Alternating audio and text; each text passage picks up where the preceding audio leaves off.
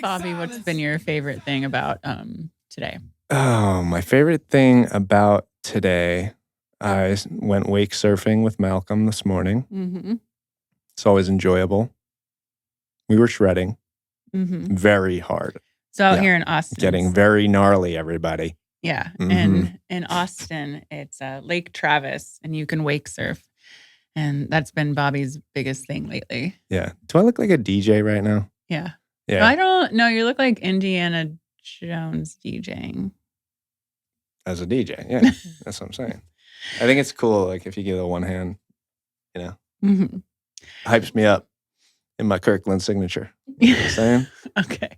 Thank you. So speaking of Malcolm, who you went wake surfing with, that is Jeremy of the McCasey brothers that everybody knows. Jeremy introduced me to today's guest. Oh. You didn't know? Nice. Yeah. I didn't know that. Yeah. Rafael De La Fuente. I got to say hello. Yeah. Yeah. I wish I could have stayed a little longer, but just so busy these days. I know. But this is a really good conversation. And Rafa, I had never met him in person before, but I've heard of him for years and years through Jeremy. And he is the nicest guy. I mean, we wouldn't expect anything less than that. No jerks allowed on this podcast, okay? And thank you very much. In our circle of friends, no jerks allowed. You know, and we talk about be whoever you want to be. Do whatever you want to do as long as you're a good person. Be whoever you want to be. Do whatever you want to do. Don't be an asshole. Go around being a stinky poo-poo. You still have your mind on Pomeranians. Exactly. That's exactly I know you're how I got envisioning there. all the shit we have to clean up in the house when we get back. Yeah. Anyways, so Rafa, he has been around for a long time. He is from Venezuela, went to college in Tampa, Florida, and currently on the show Dynasty. Yes.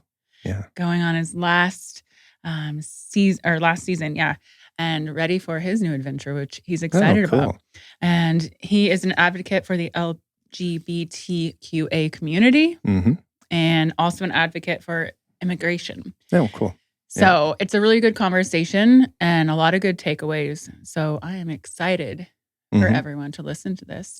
Yeah, I'm excited to listen too, because usually I get to sit in on it. But Emily was taking the reins and cracking the whip today. So yeah, but I will be listening. And yeah, when you're talking about immigration, I was just thinking of the J-Lo documentary we watched last night with the halftime show. Yeah, that was good. Cool. And yeah, with this podcast too, I just want to point out, I'm so excited we're getting it out in a timely manner so that it can still be released during Pride Month, which I believe should be every month. But it's just raising awareness, and Rafa is a great advocate for this. So enjoy the pod. Cool. Can't wait to listen. Let's go clean up. And thanks for having me. Bye-bye. All right, and welcome, Rafa De La Fuente. I'm so excited to have you here on The Big Silence. I have heard your name through obviously our mutual friend, Jeremy McCasey, for many, many years. And ever since we started the Big Silence, he's like, you have to have Rafa on. You have to. And so I'm glad that we're finally here together. Well, I am very excited and happy and flattered that you would have me on your podcast, on your space that I think is very important and amazing that you're doing this. And yeah, just really happy to be here with you. Yeah, and so when Rafa and I start sweating profusely and dabbing, it's because I'm in Austin, Texas, and he's in Atlanta. It's hot. But yeah. So I have so many questions for you. I obviously told the audience, most of your background, but do you want to start a little bit about what it was like growing up in Venezuela? Yeah, sure. Well, Venezuela is a beautiful, beautiful, beautiful place. It's an amazing country with the most beautiful nature places that you could ever imagine. It's right at the top of South America, so we have the Caribbean Sea, but then we also have the Amazon and the last little tail end of the Andes, and it's just this beautiful place, this beautiful tropical paradise. but it is also a very Catholic conservative country. So I grew up with this dichotomy of um, being in a place that is super tropical and um, full of life and joy, but also, a gay kid growing up in a conservative space where being anything other than, the norm or what was deemed, good or right or normal was bad. So, I have a question. At what age did you realize you were gay? I feel like I always knew that I was different than what was, normal, I guess. I think I remember from when I was 5 that I felt like there was something inside of me that was different from what I was being told was normal, but I don't think I knew what that was because, of course, at 5 years old, you don't have sexuality. You really haven't developed that. Right. And so what year was that though? You were born in 80. I think that would have been like 90, 90s? 1990. Okay. Yeah, no one's and really then, talking about it openly. Yeah. Right. And it was right in the, middle, well, not middle, but the middle of the AIDS epidemic. And, it was a really charged time in history for gay people. So there was, of course, a lot of suffering and a lot of fear around homosexuality. And, of course, a lot of, taboo and everything. But that we are still sort of, fighting against or trying to navigate, to use a more positive term. I think I always knew, but then, of course, puberty hit and hormones started flowing through my bloodstream, and I just immediately felt attraction for the same sex, but it was something that I was incredibly afraid of and that I didn't accept, and something that I, felt a lot of shame for. And so, for me, when people ask me that question of what it was like to grow up in Venezuela, it's such a layered answer, and it's not one thing or the other, because a lot of my emotional memories of Venezuela are beautiful and a lot of them are painful, because I didn't come out until after I left. So in the US, yeah. In the US. Mm-hmm. So, when I lived in Venezuela, I wasn't being the freest, most authentic version of myself. So there's pain associated with my life there, but also beautiful memories. So it's a mix of both things. Yeah. So, okay. So you moved, you held it inside, and then why did your family? How old were you when you moved to the U.S.? Was that for college? I moved to the U.S.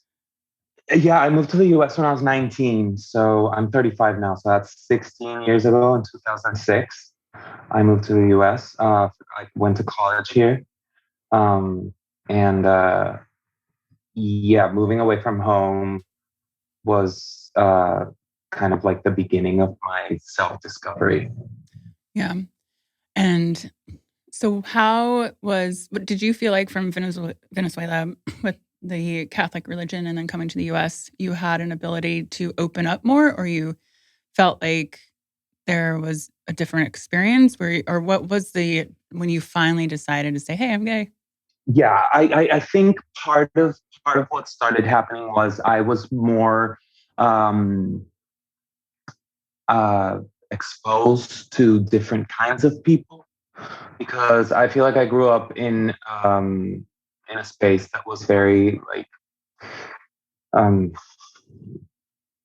just all the same kind of people, really, the same sort of social class, and not a lot of difference in race, and just a very cookie cutter part. Yeah. part of society, and in Venezuela. And I never really interacted with gay people in Venezuela.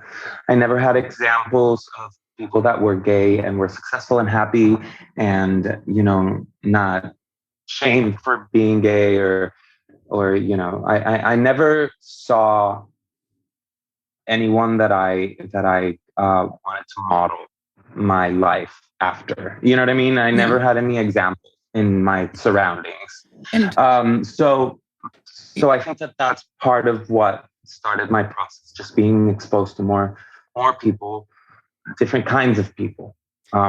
yeah, and and one of the reasons I wanted to have this conversation with you too is because Jeremy, who introduced us, his brother Shane was one of my best friends. We traveled together. We did the Vegas Marathon together and would talk every day. And I didn't even know that he was gay. He was just my best friend. And it was so interesting when he finally did tell his family, but it was the shame. But then there was like this, it's out. I know I'm not alone. And I think that's like, what was that moment for you? And how did you shift from, well, number one, two questions. Did not being able to be yourself affect you mentally? And what was that? And then what was the transition once you finally said, this is me? Well, it absolutely did affect me mentally in many ways. It created a huge amount of shame, and of that turned into trauma, behavior, like anxious attachment, trauma response, and people pleasing, and not only that, but when you're spending so much energy in trying to play a character, play a version of who you think you should be for other people in those very formative years of life, then when you finally are able to come out and say, this is who I actually am, you don't really know exactly who you actually are, because all of those formative years where you're supposed to be developing your identity and like understanding who you are and what you like and what you don't like are spent in playing a character. So then, you have to catch up, you have to like start to understand who you are. And that, that is something that like, I feel like even still nowadays, I'm still like in the process of like, unlearning things and getting rid of, shame and internalized homophobia, perhaps. And it's something that, takes time to sort of shed. But it did affect me mentally. I struggled with a lot of anxiety and depression. I still do. It's still something that like I need to work on, and I need to like be in therapy, and I need to like stay on top of, because it's easy to fall back into those patterns. Especially because all this happened in your formative years when like your brain was developing. Exactly. You know what I mean? So I know that that's what I always say when I'm talking to people, because I grew up with my mother who was schizophrenic and basically brainwashed me with her delusions in those formative years when your brain isn't fully developed. So then it's the undoing takes like the rest of your life. The rest of your life. Correct. Yeah, absolutely. And so have you gone through therapy? Like what's in your toolkit of things to do to help you when you're feeling anxiety or depression comes on, or you're slipping backwards? Well, for sure, therapy. I feel like it's really saved my life, having that space to talk with someone that is completely objective and that has nothing to do with me or my life, and that is also, of course, trained to help people with their relationship with their mind, and also to like talk about all of these things out loud. I feel like talking about all these different problems that we may have, whether it's anxiety, depression, shame, guilt, whatever, abuse, neglect, blah, blah, blah, etc. When we hear ourselves working through things and talking things out, it's easy to have aha moments. Whereas when we're Just in her head. quiet and just thinking and ruminating, it's easy to just like spiral. So for sure, therapy. Also, something that changed my life that I've discovered, I think maybe 5 years ago, is meditation. I can't stress it enough. It really changed my life. I do guided meditations. I found the app Headspace, and really changed my life. And having like routines, like a morning routine and a before bed routine, which I not always stick to. But we're a work in progress. But yeah, routines like a morning routine, waking up, meditating, journaling, and, having my little rituals like my coffee ritual, like all those things help my mind sort of work properly. And then a nighttime routine, getting ready for bed. I think we're like this. We have the same routines. But then, with the pandemic, my routines were like gone, like sleeping. So I'm now just getting back, and it's slowly. And I think like giving yourself permission to go through seasons and going out. And now we're back. And for myself, I'm getting back into it, and it's already making me feel better. But I want to go back to because it's also not about. Sorry, I interrupted you, but I just wanted to touch on something real quick, just to tackle what you were saying. It's also not about being perfect. Yeah. Because like thinking that, this idea that you always have to be, in your highest self and your highest awareness and like meditating every day and so, like, yeah, great if you can keep your routine because it'll only like do you good, but like also giving yourself some like being compassionate with yourself when like you fall off the wagon a little bit and you don't do your meditations or whatever. Like we're not perfect. We're all trying. It's about like holding ourselves, accountable or ourselves accountable, but also like understanding that we're human beings. There's room for mistake. Yeah, definitely. I think some people don't even create a routine or a meditation or a workout, or anything like that because it's so intimidating to look at this list. Like this is what I have to do to be happy, and you don't.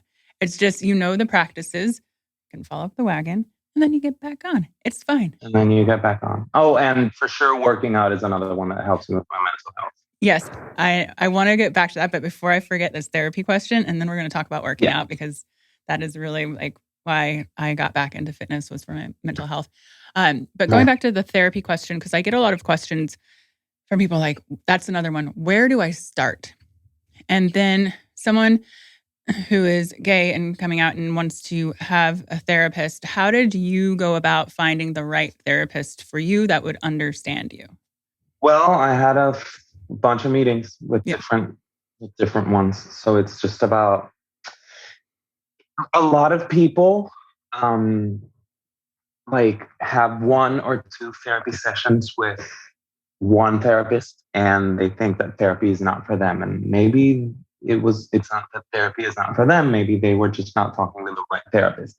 And that doesn't mean that therapist is not a good therapist. It just means that we're different people and we have different personalities and we connect with certain people and we don't connect so much with other people. You know what I mean? Like it's not like therapists are not human beings. They also are human beings and they'll be more compatible with certain kinds of people and not so compatible with other kinds of people. So it's a matter of, it's like dating. You know what I mean? It's like you have to kiss a few frogs before you find your prince. You know what I mean? Like you have to kind of shop around a little bit and be patient and not get frustrated. But I also understand that when you are, maybe going through a crisis, like in depression or anxiety or whatever it may be, it's easy to get frustrated and to give up, but it's also just remembering that it might take time to find the right person, and it's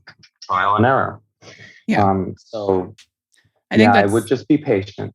I think that's really important to hear, because I had a lot of people reaching out to me like, I can't find a therapist. And I loved when I went back into therapy in my 30s, I had a woman who I went to for many times, and I did EMDR with her for trauma. And, when I first met with her, she's like, you don't have to like me. She's like, come sit down. She's like, your therapist should be someone that you want to go to and have a cup of tea. You're comfortable and you enjoy the time there. And she's like, come see me and you don't have to come back. And I think that's really important for everyone to know that. And when you mentioned the word crisis, when you're having a crisis, there's also options just for if you're, suicidal or, anything. Even the Big Silence has a crisis line where you just text here to 741-741 and you can get connected to someone immediately that can help you walk through a major crisis. Amazing. Working out and mental health.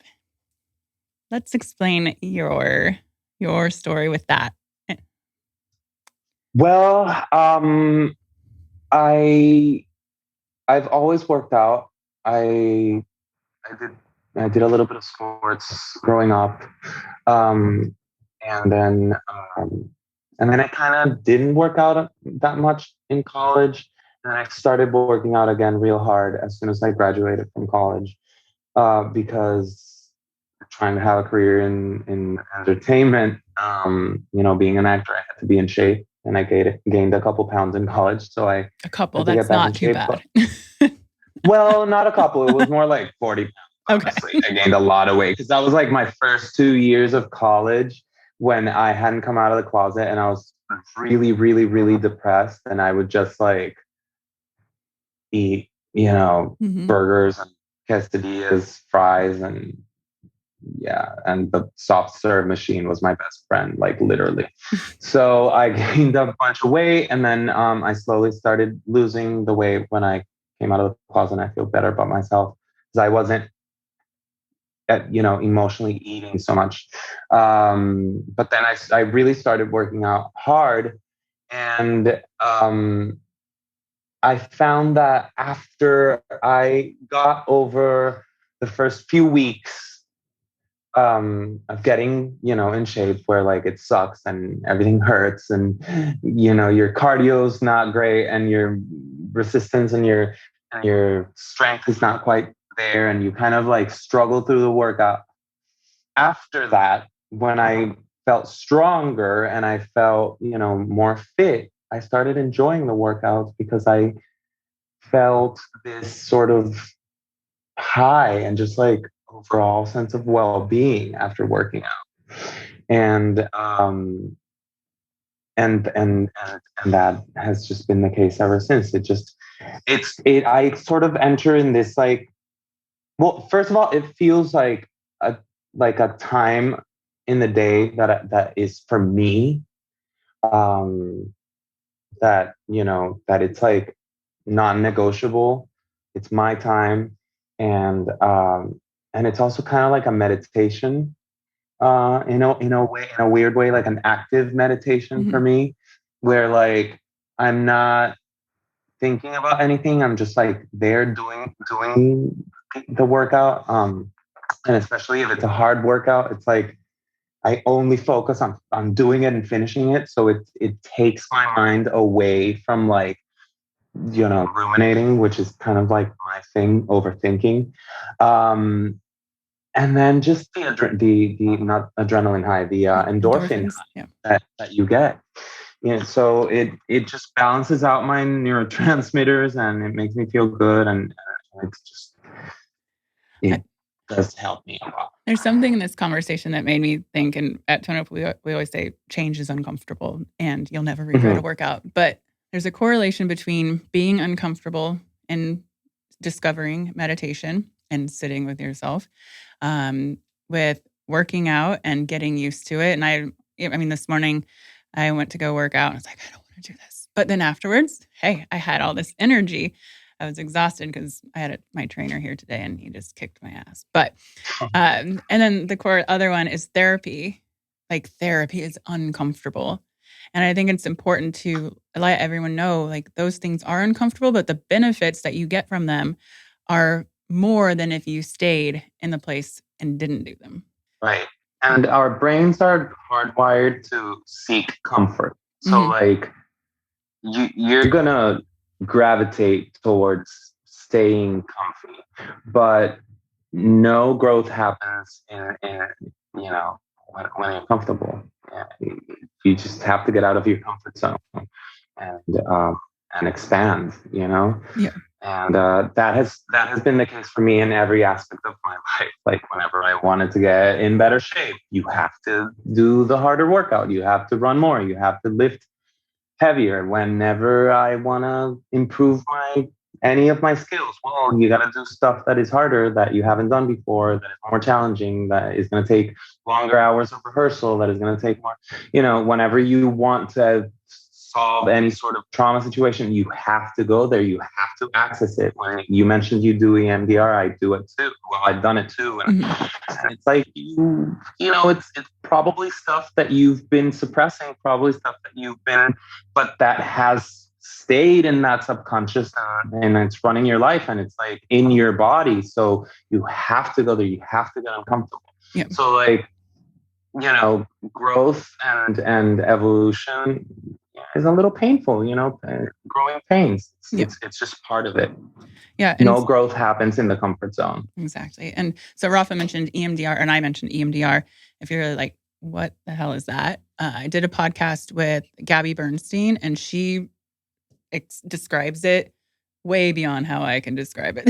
So unless you want to, but yeah, go listen to that. It's but it helps with the trauma that's in your brain. And I did 9 sessions and I used to be triggered easily. Mostly mine is mother trauma. And as soon as I was done with those sessions and worked through it, I realized that my triggering had stopped. And I suggested. So, okay. So you graduate college, you got a bachelor's in arts and you wanted to get into acting. So then what, did you move to LA? Did you? Well, I moved to Miami because I thought, I want to break into this industry. I have no idea how. I don't know anyone. I have no idea how. I have no experience, like professional experience.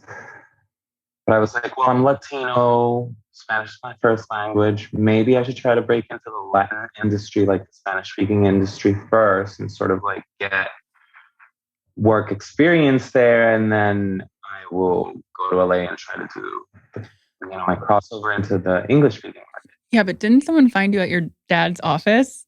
A casting director or something? Yeah, that's really funny. That's really funny because I was talking, it's so funny because I was talking to my friend yesterday about this because he was asking me, like, how did you start? Like, how did this whole thing start? And I always forget that that's actually like my first job. It's just that because I didn't have a lot of experience and I did that and then I didn't do anything else for like 4 years. I always forget that was actually like the beginning of my professional career because yes, I was 18, I think, or 7. Yeah, 18 years old and casting director. My dad's a doctor. She in my doctor's office for whatever situation she had to deal with. And she saw a picture of me and asked my dad about me and told him, that if I wanted to go to her office to meet her, that she was interested in meeting me or whatever. And I ended up going and she gave me a scene to learn. And I didn't really have any experience. I had done this like really, really short, like 2-week crash course in like acting one summer when I was like 16 or something. But I'd never been in like the drama club or anything like that. Like my school didn't really have any arts.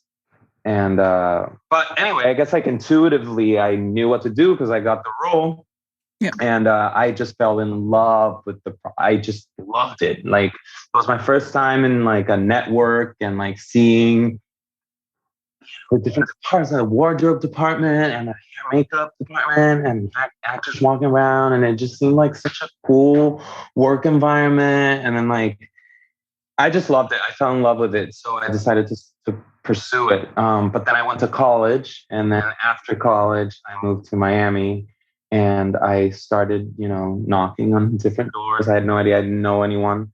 And sorry, at this point, were you openly gay yet? Not yet. Yeah, well, I had come out. I came out at the end of my sophomore year in college. Okay. So I had been out for like a year, no, less than a year. Yeah. A year, like a year. And because I came out when I was 21. I didn't come out to my dad until I was 22, but I came out to like my friends and my mom and stuff. And, but then I didn't come out publicly. So like I came out in my private life, but I didn't come out. So to go back a year and 8 months after moving to Miami, I got my first like break. I got a role in a Nickelodeon Latin America kids show, Nickelodeon Latin America show. And that sort of like kickstarted my career. But I was closeted, like publicly closeted. And I was for many years, for like 6 or 7, it's like 6 years. Oh, so you're still like you're still hiding. And then, I was open in my private life, but I still felt like it was not a good idea to come out. Well, it was also different back in 2011, and because fast forward like 4 years, I did Empire, and I played a gay character, and my first scene in the pilot. With the other gay character in the show, we kiss because we're a couple and we kiss, and that demoed really bad. Like people still were really like not comfortable with seeing two men kissing on a primetime, major network primetime show. Yeah. So like, and this is 2014. So like, that's not too long ago. Still, right. It was not too long ago, and it was still scary, and like my old rep was like, maybe you should keep this, private. You should keep your sexuality private or whatever, because like you want to play all different kinds of roles, and this might pigeonhole you or limit your career or whatever. So I was scared. So yeah, I don't know where I was going. I was thinking of something because you said you had no acting. You had like a short little 2-week course or something in acting. But earlier you said that you were playing a character your entire life and you were acting. So, well, I definitely feel like I had the like personality type of an actor, like just the different characteristics that normally actors share, which are like a really good observer and, someone that like has that thing that they just want to entertain people and make people laugh, and like a little bit of a desire to be validated and to be seen. Yeah, I feel like for sure I used my innate, acting talent or acting ability in my closeted years, in my teenage years. You were an expert. You already had classes. You lived it. I had been doing it. Yeah, true. So I wanted to talk a little bit about your advocacy for the LGBTQ and also for immigration advocacy, and why all of that is important to you, and how you're actively doing that, and what your message to anyone listening is. Well, I feel like for me, I feel incredibly lucky to be in the situation that I'm in right now. Just as far as being able to have a platform and people interested in knowing my point of view and my perspective, and seeing my work and just being interested in me, and also a big responsibility with my younger self in being the person that I needed when I was growing up and didn't have. Uh, and So that's where it all stems from. Uh, I I have this sort of like mantra that I try to live by, which is be who you needed when you were younger, Mm-hmm. and uh, and so that's where it all comes from. I'm an immigrant in this country, and I'm a gay person in the world, and I'm a Latino man in this country. So I feel a huge responsibility to be visible, to be vocal about what I think is fair and what I think is unfair, and to show kids out there that may be living in harsh situations. Gay kids that are rejected by their parents, or that are bullied in school, and also like immigrants that are having a really hard time, that we are here, and we are valid, and we have a space, and we are deserving and worthy. So that's just where it comes from. I feel like being openly gay, um, as a Latino man and an immigrant in this country, especially with a big platform, is an act of um, of Advocacy. advocacy in a way, Yeah. So, and then, I support different foundations on every.org. Every.org is a nonprofit that I'm really passionate about, that connects donors with nonprofits and makes the process of donating really, really, really easy and enjoyable. And it's sort of like a social media platform in a way, because you can follow people that inspire you, and you can see who they're donating and why. So that's sort of the vehicle, one of the vehicles that I try to do my advocacy through. Because yes, I do want to be visible, and I want to make an impact in that way, but I also want to be supporting nonprofits that are out there on the ground, like doing the work. Yeah, and that's a legit nonprofit, which we'll put that in the show notes too for anyone listening who wants to check it out. And then, okay, so how do you see the difference between homosexuality in the 90s and now? And what is your hope? Like, what are just how has it changed for being more accepted? And what is your hope for the future? Well, I mean, I think there's definitely a lot more information out there. There's more language. There's a bigger understanding about what sexuality really is, which is not a binary thing where like there's heterosexuals and homosexuals. It's a spectrum, and it really is all these concepts are really just man-made. They're not real. At the end of the day, we should worry about being good people, and we all know what being good is. It's being kind and generous and compassionate, and if you are that, then who you fall in love with, regardless of sex, doesn't really matter. But yeah, I think that there's a broader understanding that sexuality is a spectrum, and that it's amoral. It, it's not a conversation of morality, really. Uh,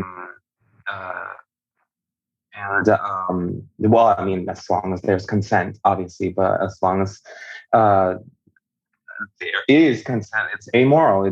It has nothing to do with morality. It's just what it is.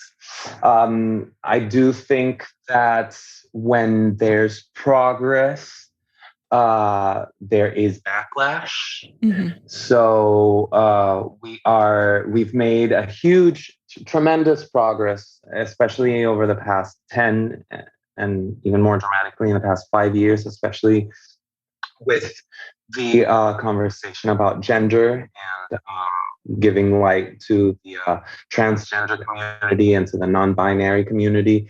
And, well, we all know how much backlash we're getting from the conservative side with trying to ban trans kids from playing or banning trans kids from playing sports and all of this terrible backwards sort of narrative that we are having to deal with right now at the moment. But there has been massive progress, but there's still a lot of work that needs to be done. I do have hope for the future because I feel like the newer generations, we were raised by baby boomers, and we had to unlearn a bunch of stuff. But a huge percentage of us did unlearn a lot, and then now we are. Millennials are having kids, and hopefully these kids, which I think, what are they? Generation X, I think. I don't even know. Are gonna be even more evolved. So I try to think in those terms. I try to think, every generation has more information, and I think it's Generation Z. I just got Emily Generation Z. Well, Gen Z. Yeah, Gen Z comes after millennials, but I mean the future. Our kids. I think it's X, but yeah, Gen Z is a lot more free. There's conversations about. I think they said they I saw a post the other day saying that more kids identify as LGBTQA now, more now than ever, and I think that there aren't more LGBTQ people. It's just that more people are free enough to live authentically. Yeah, and that's and I think that's a good thing. And that's a good thing. And also then hopefully that will help with the mental health crisis that is going on too, as everyone can just be themselves. But, so I want to ask you one more question. Yes. So you're shooting your last season of Dynasty. Yeah. Mm-hmm. How many seasons have you been on? 5. So what's next? Where can people find you? Are you moving from Atlanta? Or are you going to stay there and sweat? You know what? Talking about mental health, this has been how do I word this? This has been a time where I have had to really hold on to my tools to keep myself, in a good space, because even though I feel ready to move on from Dynasty, just like creatively, I feel like I want other things, and I'm ready for the next challenge. It's like a breakup. You know what I mean? It's a big life change. So I have been feeling sort of anxious and overwhelmed, but also super excited and ready for my next sort of challenge and my next adventure.